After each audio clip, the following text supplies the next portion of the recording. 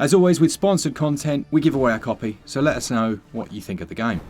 Hi everyone, welcome back to SwitchUp, and Glen and I are, well, we've kind of finished with most of our summer holidays. Yeah, that's right. And we're going to bring you a new video about a game called Shotgun King, which many of you mentioned to us when we mentioned it in the upcoming games video. Absolutely, yes. The publishers of this game asked if we'd have a look at it for them, and we were happy to do so thank you to them for sponsoring this video. And we've been playing it for the last few days to see exactly what it's all about. We do have our discounts that you can see at the bottom of the screen if you'd like to save yourself a bit of money and support the channel. So what exactly is Shotgun King, the final checkmate? Well, let's find out.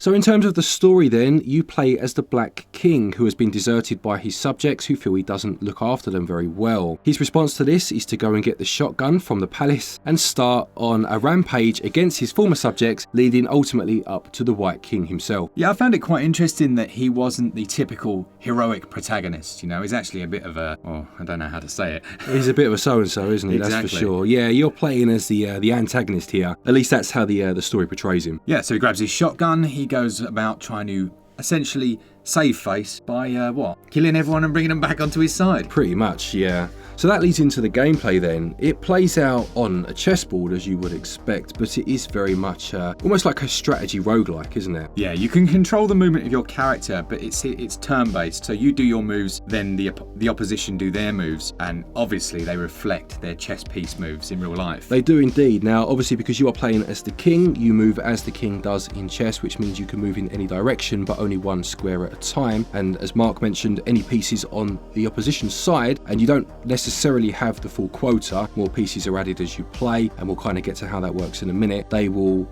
use the moves that you would expect of their pieces. So the aim of each floor is to clear it of enemies, of course. Once you kill the king on each floor, you move on, unless you get a power that changes that. Once you clear a floor, you'll move on to the next one, and at the end of each floor you do get a choice of cards that you can pick. These are basically your power-ups that you would get in most roguelikes that will make you that bit more powerful, but the quirk here is that every time you receive one, so does the enemy. Yeah, it does have that risk-reward mechanic that we've seen a few times. We've seen it in things like Curse of the Dead Gods, where you can take on a curse, but it's also, you know, a benefit eventually. And it does add in a real difficulty level, doesn't it? It does, because what you'll find is a lot of the time the skill, you'll have a choice of two skills that you can acquire. The better skill comes with the caveat that it will give a better skill to your opponent, and that is quite as you say, risk reward, and it's a bit of a balancing act. It's, do I take that best skill knowing I'm making my opponent stronger, or do I pick the one that's not quite so good but it's not benefiting them so much too? So to give you an example of how that might work, it may be that the skill that you acquire increases your firepower, so obviously you can do more damage to the opposition, but it may be that it gives them 2 extra pieces, and this is what I said about the pieces on the board. So they may acquire a rook and a knight, for example, and it's just about game management of not wanting to give them too many pieces or make them too strong, but at the same time making sure you've got enough to get through each floor. Just as with real chess, the different pieces that you have to go against really do have different difficulties, I guess. The queen being the absolute top diggity dog, isn't it? Yeah, for sure. So the queen will enter the fray in about floor 4, and as you say, she is the most powerful piece, as is the case obviously in the real game of chess. And what's interesting about the way that movement on the board works in terms of being killed by checkmate is that you have a number of shields. So by default you have 2, although you can change this in the options. What the shields do is if you try to make an illegal move, or a move that will put you into check I should say, then you'll lose one of those shields. So you won't instantly make the wrong move and be killed, or the game be over. But if you run out of shields, then the game won't stop you from making said move, and it will be checkmate on the next go. Now shields do replenish per turn, so you get 2. If you do that twice, and obviously the game warns you that you're going to make a move that will end you, then as long as your third move is a good move, on the next turn you'll get those shields back. Yeah, so many of your movements are basically managed by your knowledge of what those pieces can do and your own movement abilities, but it's also looking at the ammo that your shotgun has. So every time you use a piece of ammo, it's shown in the corner of the screen, you can actually reach 0, and then the only way to replenish that is by performing a movement or just waiting a turn. Yeah, you have a max number of shells, but you also have how many you have loaded loaded into your shotgun. So when you run out of a max number, as Mark said, then the only way to replenish those is to move. And obviously, whilst you can move away from the enemy in this time, as most people will know, if you've played any sort of chess, a lot of the time you end up moving yourself into trouble. Yeah. So you just have to be careful with what you do here. You can reload without moving, but you need to have ammo in your reserves for that to be the case. Now, we've got a lot of roguelites on Switch. They have their pros and cons. I think for people, they need to know that going into this one, that it is one that you have to really think. You have to really think about your next move. And just like chess, I guess, you have to think about what they're going to do. Almost 1 or 2 steps ahead of you making your choice. Yeah,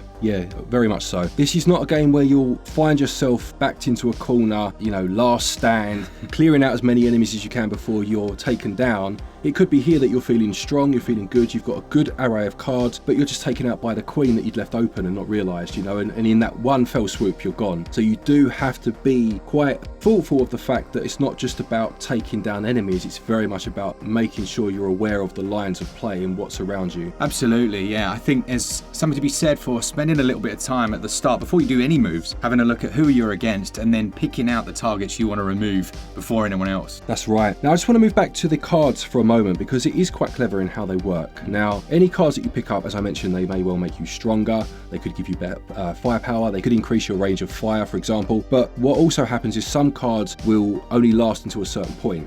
So it may be that you have a card that means that pawns are not allowed to attack you, but as soon as you kill a pawn, that card then is deactivated and the rest will come after you. So again, it's just quite an interesting formula that keeps you on your toes, because you don't always go in all guns blazing in a game where you might expect to do so, bearing in mind you have a shotgun in your hands, Are there any other weapons in the game? I know obviously it's the shotgun king, but is there anything else that you can acquire? There are other shotguns, right, and they have different traits and attributes, absolutely right, that you will unlock through play. But as far as I've seen, there are only shotguns. Okay, how about meta progression? Because this is always something I mention in my Addictive game series. I've not seen any. As far as I've seen it, once a run is over, nothing carries over at all.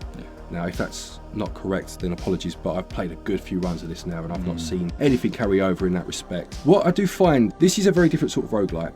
You do need to have a basic knowledge of chess, at least in terms of how the pieces move. Now, you can click on them and it will show you their movement, so it's not, you don't need to necessarily go to the library and start reading up on it, but it will enhance your enjoyment, I would say. But what I found quite interesting is, because of the way that you power up your opponent with those cards, it really did change the way that the game went sometimes. So for example, on one of my runs quite early on, I got a card that gave the opposition's pawns the ability to capture from moving forward, whereas in chess normally they take diagonally, and it also made them stronger. Now, on face value, I was happy for them to have that, because you can take the pawns out before they've even got close to you, But then I got into a situation where the 2 cards that it was offering for the opposition were to give it an extra queen, which you never really want to do, or give it 6 extra pawns. Now, bearing in mind I just made the pawns stronger, all of a sudden it's become quite a dilemma, and I did enjoy that about it. It really does change how you think about what you do and how each run goes. Yeah, there's a lot more nuance to this, I think, than initially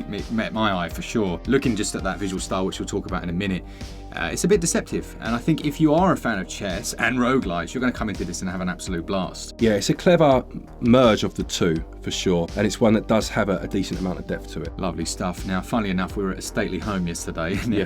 I went into one room and there was this little kid, must have been about 12. Right. And his mum was stood next to him and he had a chessboard in front of him. Okay. And he was like, "Mother, can you find me an opponent?" And I looked down at him and was like, "Yeah, no." And just walked back out. You could tell he was just a G. Oh man. It was so funny. He'd just been waiting in this room. I was like, "What is this?" You went in and went, "Why hasn't the king got a shotgun? What's going on here? This is not chess."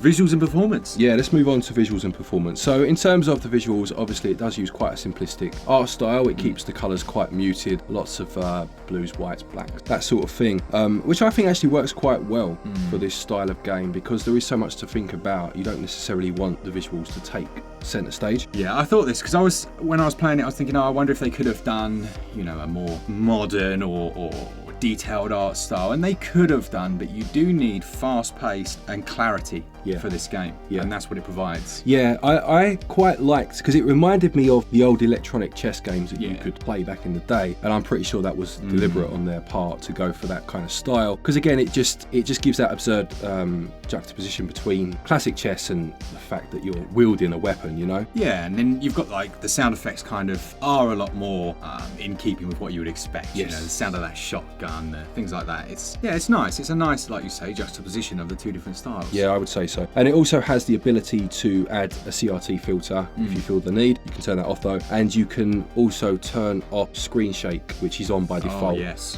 Which I did do for some of the footage, so you may see kind of a mixture of the two, but I did eventually turn it off, and that suited me better. Now, as for the value, it retails at £11.29, which isn't too bad at all, and I think it fits into a minuscule 66 megabyte download, so nothing really. We do also have confirmation of a physical edition, which will be up for pre-order as well, which is, for you, Glenn, I think always nice, isn't it?